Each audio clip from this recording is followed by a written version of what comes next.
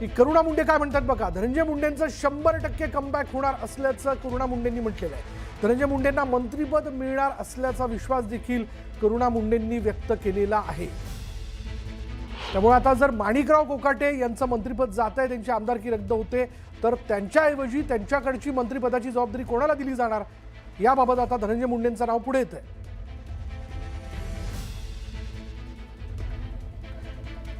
जाऊयात आमचे प्रतिनिधी संकेत वरग यांच्याकडे. संकेत यांच्याबरोबर करुणा मुंडे आहेत. संकेत, करुणा मुंडेंचं काय म्हणणं आहे? ते म्हणतात की धनंजय मुंडेंचं कमबॅक होणार.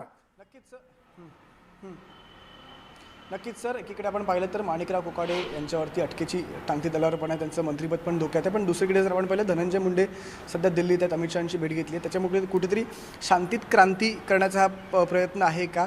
आपल्यासोबत सध्या करुणा मुंडे जी आहेत. करुणाजी, धनंजय मुंडे सध्या दिल्लीत आहेत. तुम्ही असं मगाशी आमच्या चॅनलमध्येच बोलताना असं म्हणालात की 100% त्यांना मंत्रिपद मिळू शकतं. तुमचा सोर्स काय, तुम्हाला कशी माहिती मिळाली?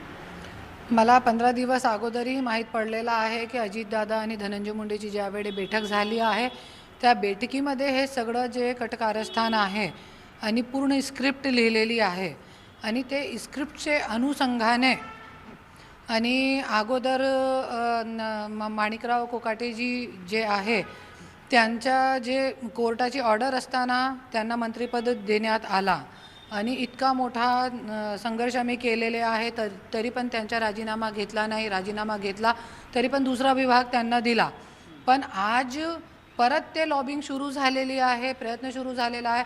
इथे आपल्या महाराष्ट्रामध्ये आपण बघू शकता की एकीकडे माणिकराव कोकाटेचे जे राजीनामेचा खेळ सुरू झालेला आहे आणि तिथे धनंजय मुंडे जे आहे आज सकाळी दिल्लीमध्ये पोहोचले. अमित शहा साहेबांची भेटीगाठी सुरू आहे तिकडे. तो BJP जे ड्रायक्लीन मशीन आहे त्याच्यामध्ये जाऊन त्यांना असं वाटते की बहुतेक BJPमध्ये पण जाण्याचा धनंजय मुंडे प्रयत्न करत आहे. असं तुम्हाला असं वाटतं? म्हणजे तुम्हाला काय तुमचा सोर्स काय, किंवा तुम्हाला कसं कळतं की ते धनंजय मुंडे आता BJPमध्ये जाण्याचा प्रयत्न करत आहेत? धनंजय मुंडेची जे फर्स्ट जिम्मेदारी आहे ते मंत्रिपद तो पाहिजेही त्यांना, है ना.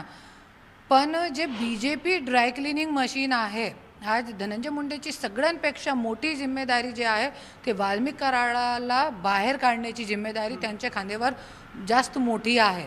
ज्यांच्याकरता तो प्रयत्न करत आहे आणि BJPमध्ये जरी गेले तोही वाल्मिक कराड बाहेर येऊ शकता, नाही तो येणार नाही.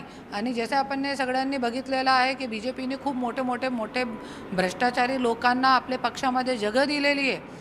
तो BJP सारखी वॉशिंग मशीन कोणी नाही आज भारतामध्ये आणि असे भ्रष्ट लोकांना प्रवेश देण्याचं काम BJP आज करत आहे आणि त्याचा पण मी निषेध करते. आणि बहुतेक ऐसी कोशिश है धनंजय मुंडे की BJP में जाके या कैसे भी करके मंत्रिपद लेके वाल्मिक कराड को बचाना है. म्हणजे जर भाजप, तुमचं असं म्हणणं आहे की ते भाजपमध्ये जातील, तर कधीपर्यंत जातील वगैरे, काय तुम्हाला काय माहिती आहे का? नाही, हे मला माहिती नाही आहे, पण मंत्रिपदसाठी त्यांची प्रयत्न सुरू झालेला आहे आणि बहुतेक ह्यांना लवकरच लवकर भेटणार आहे. आपला ते अधिवेशनमध्ये देणार होते पण दिला नाही. ते मला माहीत नाही कशाला नाही दिला, पण बहुतेक लवकरच लवकर त्यांना भेटणार आहे पद. संतोष देशमुख हत्या प्रकरण झालं तेव्हा तुम्ही पण खूप जास्त मागणी केली होती राजीनाम्याची. अखेर तो 82 दिवसांनी तो राजीनामा झाला होता आणि त्यावेळेला सुद्धा त्यांनी तब्येतीचं कारण दिलं. आणि आज परत जर ते मंत्री झाले तर तुमची भूमिका काय असेल? माझी जे भूमिका आहे त्यांना मंत्रिपद भेटू नये, माझी भूमिका तेच होती.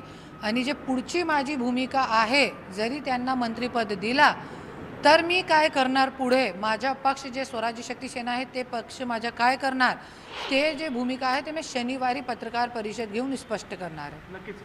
सर्वांना पाहिलं तर फक्त मंत्रिपद नाही तर करुणा मुंडे यांनी एक खूप मोठा आणि धक्कादायक दावा केलेला आहे की कदाचित धनंजय मुंडे जे आहेत ते मंत्रिपदासाठी भाजपमध्ये सुद्धा जाऊ शकतात. आणि करुणा मुंडे यांची जी काही अधिकृत भूमिका असेल ते असं म्हणतात की लवकरच ते पत्रकार परिषद घेत आहेत आणि त्यात ते सगळं सांगतील. पण अगेन धक्कादायक दावा त्यांचा हाच आहे की मंत्रिपदासाठी धनंजय मुंडे हे भाजपमध्ये सुद्धा जाऊ शकतात. सर, धन्यवाद संकेत या सगळ्या संवादाबद्दल.